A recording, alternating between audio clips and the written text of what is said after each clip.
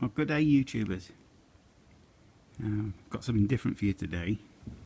Now, not only do I like my camper van and my guitars, I also like motorbikes. And the last bike I had was a Yamaha VMAX. And there's a video of that on the channel here. But it's been about 3 years since I've had a bike. I gave them up for a bit because, to be honest, the VMAX was a bit of a handful. It was nice to cruise around on, but there was just always this temptation to hit the old V-boost and away you go. So I sold it, but now I'm looking, or now I've bought a new motorbike. The only problem is, it's an import of buying it from a dealer, and it was 2 weeks ago I went and saw it and pretty much paid for all of it, but the registration process to get it registered for the UK is taking a lot longer than was first thought. It's a dealer's in Preston, Fastline Superbikes, and they've been very good. They said it'll be, this was on the Thursday, and they said, well, it could be tomorrow or it could be the Saturday. And then Saturday came, there was nothing. So they said, oh, it's probably going to be the Monday, Tuesday. Still nothing. Here we are, 2 weeks later. They still haven't got the paperwork back. But I'm assured, well, they're assured by the DVLA that it's going to be any day now. So without asking, Fastline have loaned me a bike. And here it is. Oof. The MOD's firing today. Quite a tiny explosion actually. Here it is. Bang! It's a Honda Fireblade. 929 cc's of psychotic muscle. Now, the bike I've bought is a cruiser. It's a Kawasaki VN800 V-twin sit up and beg cruiser. Black, lots of nice shiny chrome, exactly where I want to be. So when they said, how does a Fireblade strike you? I thought, not exactly where I want to be, but thank you all the same. Don't want to appear ungrateful and what have you, but I mean, it's a fantastically engineered, designed, built motorbike. Honda, I've had Hondas before. The build quality is just on another level. But I mean, when I first got on it, I felt my back twinge. I thought, oh no, it's not the most comfortable thing in the world. But it is a fantastic bike. I mean, the size of that back tyre, my old man would be delighted.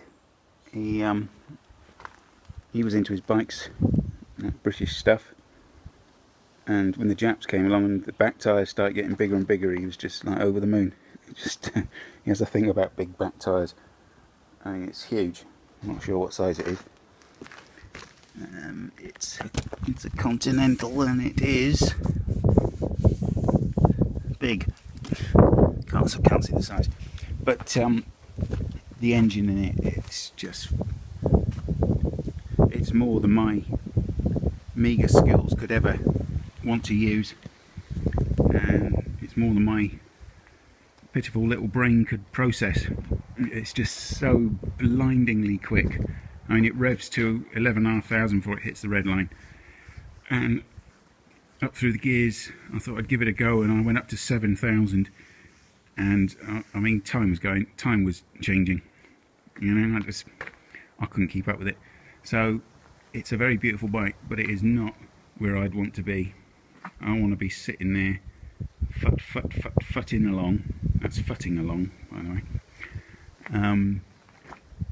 Yeah, just cruising baby.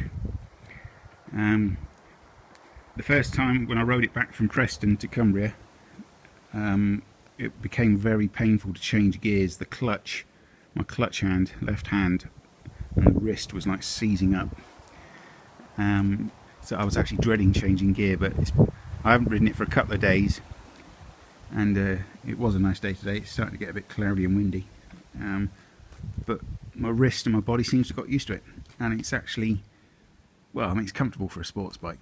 I wouldn't want to ride hundreds of miles on it. It's not the ideal riding position. It's alright if you're going around the Nürburgring or something, but yeah, it is. It's a very beautiful bike, and I mean, if it was the only bike in the world and I was given it, obviously I wouldn't complain. But hopefully in the next few days, I mean, it's Saturday now, so we'll be in the third week come Monday. Hopefully I'll be riding it back to Preston and picking up my new black Kawasaki Steed, and then I'll do a video of that. It's, I had a Honda CB1300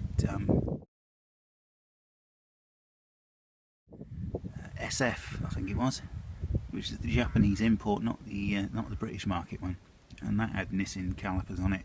There were 6-pot calipers on that, and it looked the same as, you know, 3 years later it looked the same as the day I bought it. And no doubt this Fireblade would be the same. It's got a little bit of dirty water on the wheels there, but I mean, it'll clean up an absolute treat when I take it back. And of course the tank will be brimmed, as it was when I got it. Yeah, just turned up and he said, "There you go, Kev, look after it." So really, I've just been cruising it around like it's a cruiser. I've stopped at a burger van, and quite a few sports bikes went by, and they were on it. But and good luck to them. But it's not the sort of riding I've sort of grown to want to do. Yeah. So that is the. Shall I start it up? Yeah, why not? I think it's in gear. I always put a bike in gear when it's on the stand, in case it sort of rolls forward. Right. That's not the bike, by the way. Right, let's fire her up.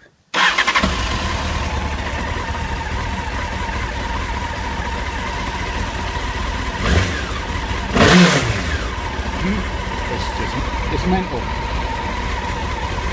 I'll be glad we're in there when I pick my bike up.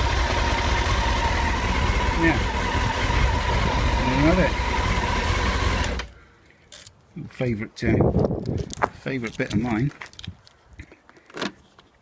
is it's got a boot.